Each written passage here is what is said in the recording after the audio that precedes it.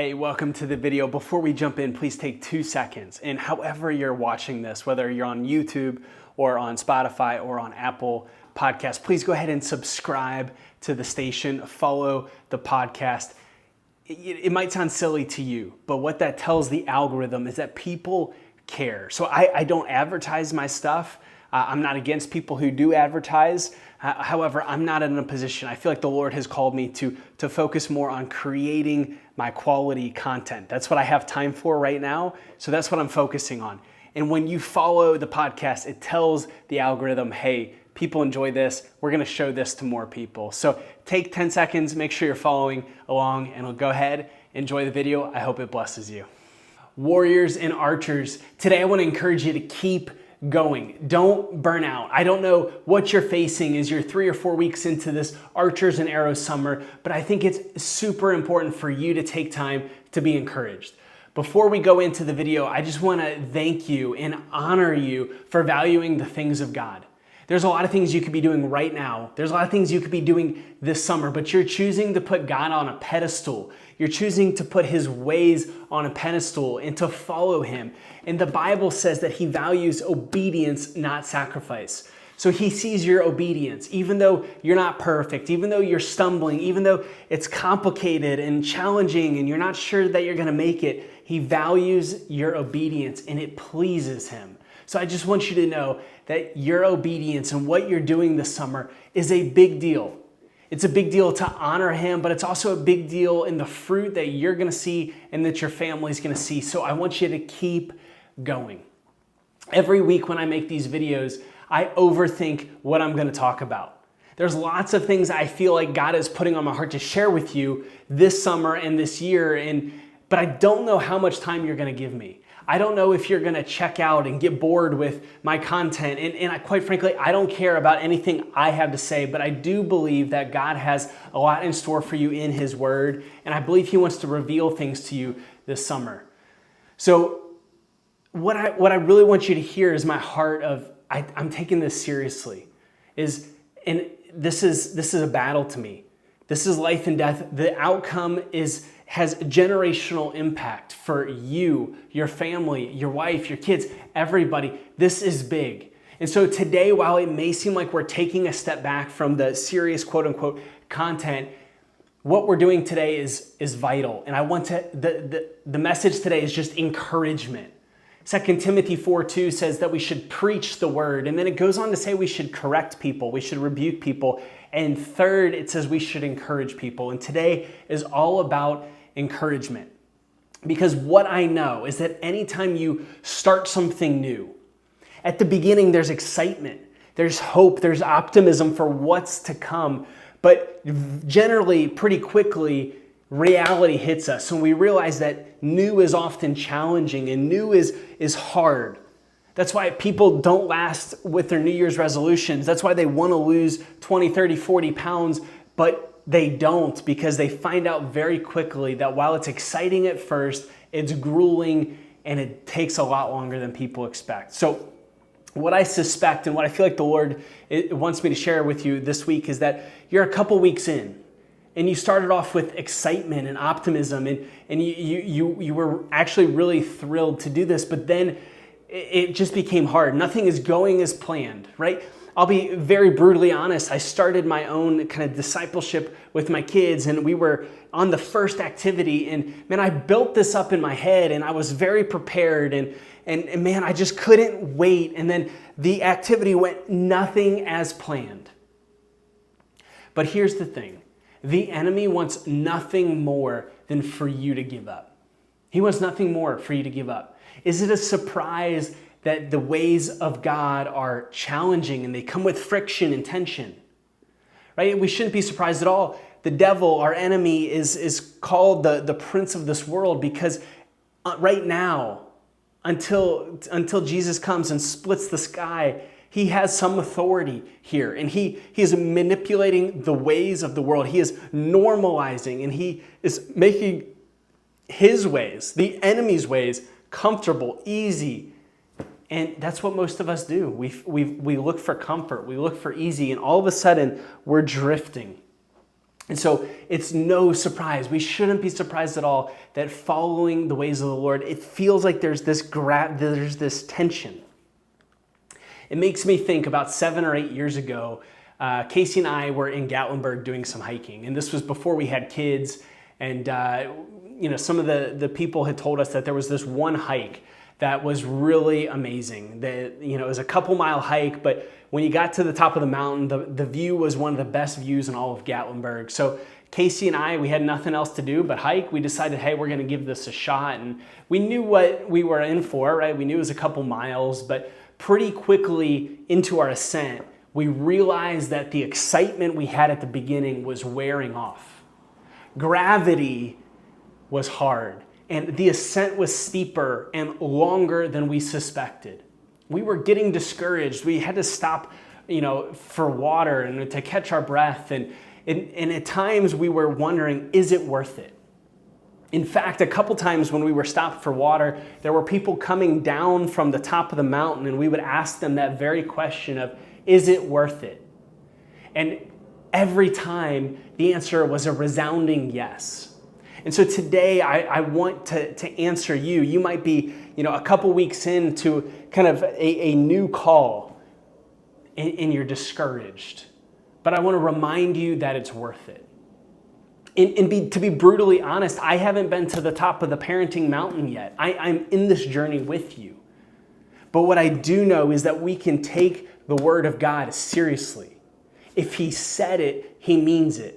It's trustworthy and true. And so, guys, when God gives us instructions on parenting and He calls us and He says, my standards are different than the world's standards, we can trust that it's true. So today, I just want to remind you, don't become weary in doing what's good and what is right, because at the proper time, on God's time, not on your time, right? Because if it were your time, the reward would be right away. But God says in proper time, you will reap a harvest if you do not give up.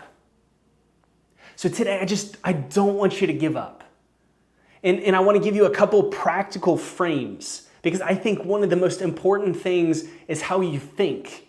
And so it might seem silly to be talking about mental frames, but how you think impacts what you do. And what you do determines the life you live. And the life you live determines the legacy you're going to leave to your kids. So getting a healthy mental state is extremely important.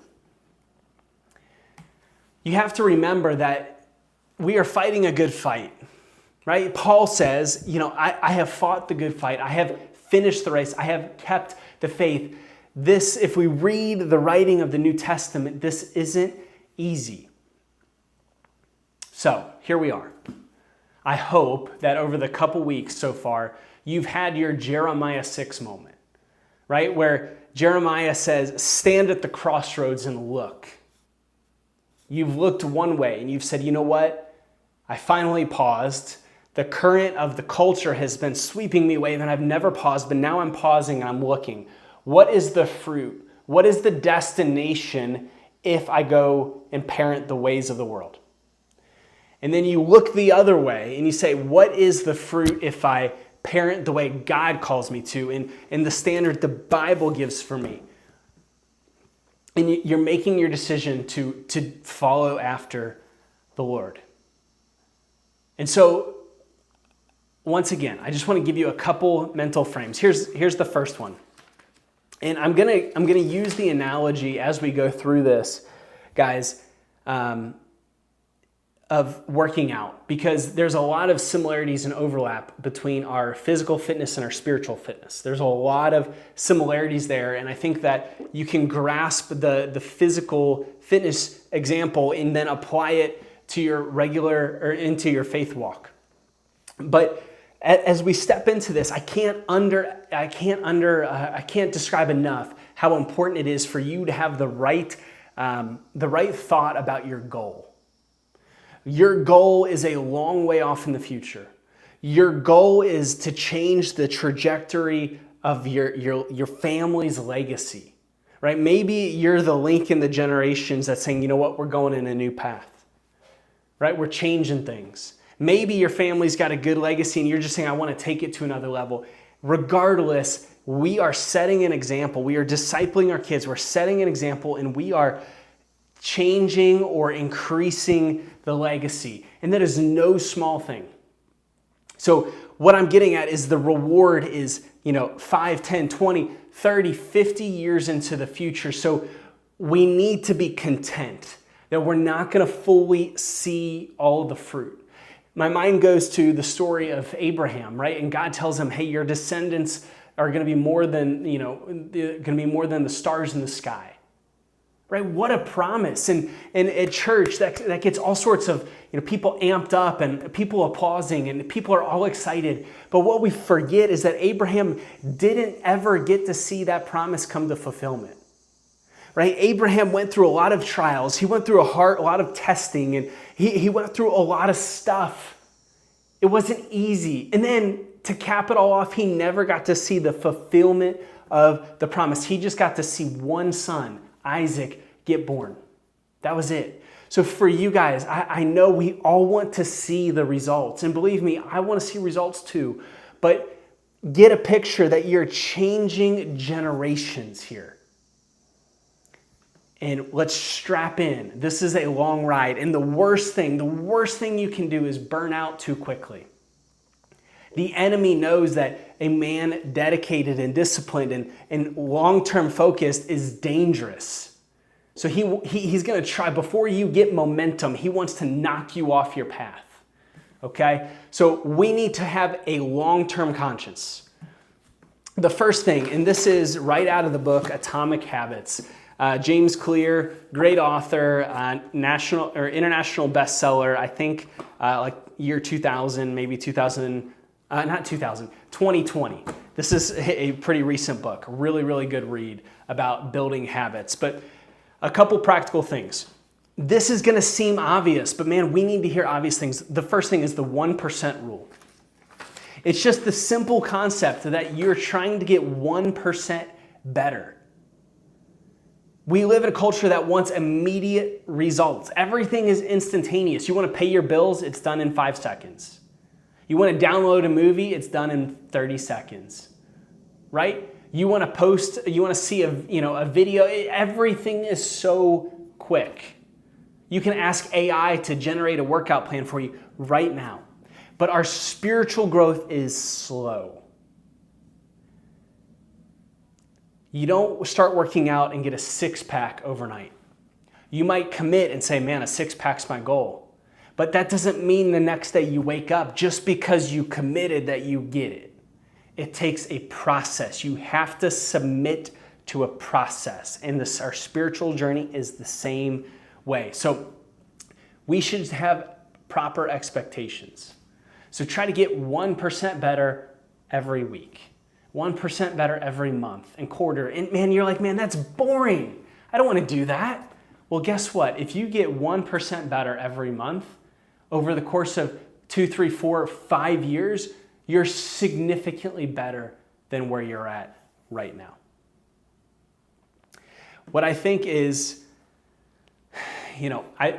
God reminded me as I was preparing this, that, for instance, if you say, hey, I want to be this is an example, so I'm going in example mode. If you want to be a patient person, you pray it, you decide it, that doesn't mean the next day you're a more patient person. No, God gives you practice. He puts situations, He puts people in your life that require great patience. There's tension there. There's resistance to your spiritual muscles that grow your patience. Right? That same thing applies to parenting. You say, okay, I want to be a better parent. I want to be a better, intentional, more biblical parent. Great. You decide it, you start praying it, but there's going to be resistance, and that will lead to growth. So I want to encourage you that this is a journey.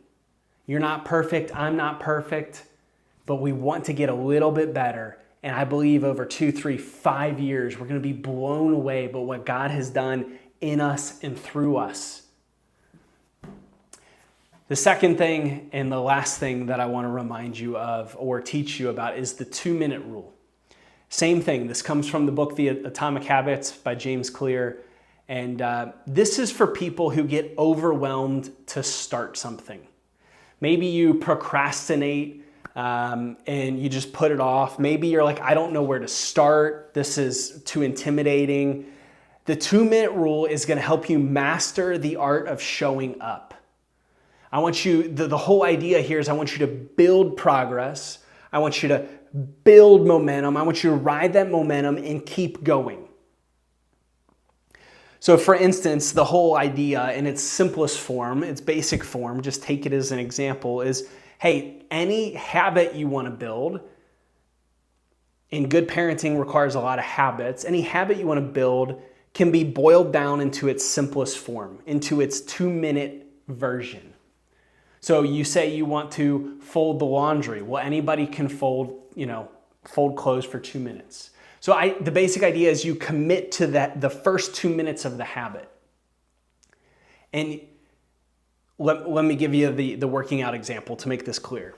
A lot of us, we say, hey, for New Year's, we want to start working out, right? So we do the research. The research tells us, hey, go work out 5 times a week for an hour each time. And we do it, and 2 weeks later, we're exhausted because our body is not used to working out like that, for that often, for that frequency, for that duration. Our muscles are sore, we're miserable, right? Like 2 weeks in, we went all out, but now we're burned out. There's a really good chance that we hurt a muscle. I've done this. As much as I love working out, I've done a couple triathlons. I take working out pretty seriously. I've done this. I've come back from some significant time off, and I went too hard, too quick, and I pulled a muscle, and it actually slowed me down, right? So the same concept is true here spiritually. I think a lot of you dads, you've committed to this, and man, you're doing devotionals with your kids for 30 minutes every day, and you're putting this pressure on yourself to make this super massive commitment. But unfortunately, what happens to most people when they do that is they burn out. They get a week in, 2 weeks in, and man, like they're worn out, they're burnt out, and all of a sudden they stop. And the goal isn't to stop. The goal is that 2 years from now, you're still showing up, right? Nobody starts working out and says, hey, I just want to work out for 2 weeks. People start running and they say, I want to be a runner. It's an identity. It's a lifestyle. They hope that this habit now becomes a habit for life, not for 2 weeks. Same thing is true here. I want you to be a more intentional parent for the rest of your life. The worst thing is you get burnt out 2 weeks in. So what I'm not saying is don't take it seriously. What I'm not saying is, you know what, you don't really need to commit to this. This is, that's not what I'm saying. What I'm saying is I want you to have some endurance and start off at a healthy pace. So boil down everything into 2 to 5 minutes. That's my practical, recommendation. So you say, hey, AC, you told me to have 3 devotionals with my kid every week. Well, AC might be doing them for 20 minutes. Well, I want you to do it for 2 to 5 minutes. Well, it's not 20 minutes. You're right. But I've been doing this for longer with my kids. So start for 2 to 5 minutes, build a habit, and then 6 months from now, you might be up to 10 minutes. And then a year from now, you're doing it for 10 to 20 minutes, right? Like this is the long game. You're not trying to be me. You're just trying to continue to show up, be the dad that God called you to be. And you have to show up. That's the key. You have to endure. So, guys, this is extra. God just brought it to my mind as we were talking, right? The other idea of any habit is that you never miss 2 days in a row. And I'm gentle to bring this up because too many perfectionists out there will stop doing something and they'll get discouraged. But it's just this concept of, hey, if you miss a day, maybe it's an accident, but don't miss 2 days in a row. Or, hey, maybe you missed 1 week because vacation and things were really funky. Well, don't make it 2 weeks in a row, right? Like maybe it was a bad month. Well, don't make it 2 months in a row. Stop at 1, right? Build momentum, okay? So guys, I hope, and I'm trying to get better at communicating in a more efficient and clear manner, but I want to encourage you to keep going. Don't burn out. I don't want you to decrease your intensity, but I want you to bring it down to, I want you to make sure you're setting yourself up for long-term success, because your efforts don't mean anything if you burn out in 2 weeks and then you stop. I want you to keep doing this 2 years from now, 10 years from now. So let's make sure we embrace the 1% mindset. Let's embrace the 2-minute rule so we can master the art of showing up. And let's not grow weary in doing good, because we know at the proper time we will reap a harvest if we don't give up. Thanks for tuning in. Share this with a friend and be full.